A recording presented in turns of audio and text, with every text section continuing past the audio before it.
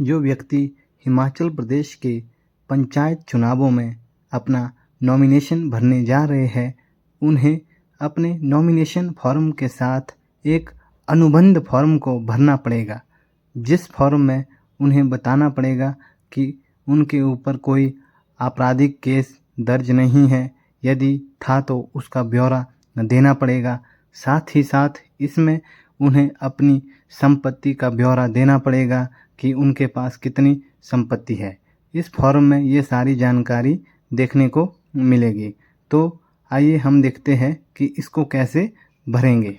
उम्मीदवार द्वारा रिटर्निंग अधिकारी के समक्ष नामांकन पत्र के साथ प्रस्तुत किए जाने वाला शपथ पत्र या घोषणा पत्र। इसमें सबसे पहले तहसील कुल्लू, विकासखंड कुल्लू, जिला कुल्लू की देवगढ़ ग्राम पंचायत के वार्ड निर्वाचन क्षेत्र सदस्य वार्ड नंबर 1 से निर्वाचन हेतु, यदि आप वार्ड मेंबर का पद या नॉमिनेशन कर रहे हैं तो उसके लिए यहाँ पर ये सब भरना पड़ेगा। यदि आप प्रधान के लिए लिख रहे हैं तो यहाँ पर आएगा निर्वाचन क्षेत्र प्रधान पद से निर्वाचन हेतु। बाकी आप अपने तहसील, विकासखंड और जिला का नाम लिखेंगे, अपनी पंचायत का नाम लिखेंगे।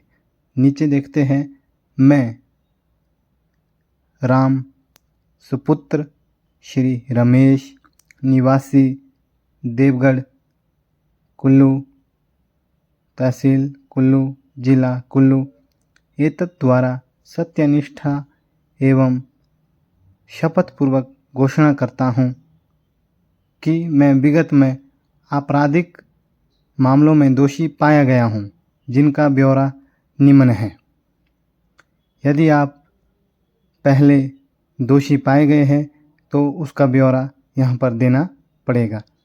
अभियोग संख्या यदि है तो उसे लिखना पड़ेगा, जैसे यहाँ पर लिखा है 45/2026। यदि आपके ऊपर कोई केस नहीं था तो आप यहाँ पर नील करेंगे। जिस अपराध में दोषी पाया गया उसका विवरण तथा अधिनियम की धारा, यदि है तो भरना पड़ेगा, नहीं तो धारा को भरना पड़ेगा, नहीं तो नील करना पड़ेगा। दोषी पाए जाने की तिथि अगर है तो ठीक है, नहीं तो नील। न्यायालय जिस द्वारा दोषी करार दिया गया, नील। दी गई सज़ा साधारण कारावास या कठोर कारावास, कारावास की अवधि या जुर्माने की राशि दर्शाएं। यदि आपको कारावास हुई है, जैसे 2 साल की हुई है और आपको कितना जुर्माना लगा है, वो सब यहाँ पर भरना पड़ेगा, अन्यथा नील करना पड़ेगा। अगला है, दोष सिद्ध होने के विरुद्ध यदि कोई अपील, पुनरीक्षण, पुनर्लोकन याचिका दायर की गई हो तो उसका ब्यौरा तथा उसका परिणाम डैश या नील। मुझे लगता है कि सभी जो भी इसमें पंचायत चुनाव में हिस्सा ले रहे हैं, लगभग सभी उम्मीदवार अभ्यर्थी का चरित्र अच्छा होगा, इसलिए यहाँ पर सभी नील करेंगे। जिनके ऊपर विगत में कुछ केस थे या आपराधिक मामले दर्ज हुए तो वो सभी इस फॉर्म को अच्छी तरह से भरेंगे।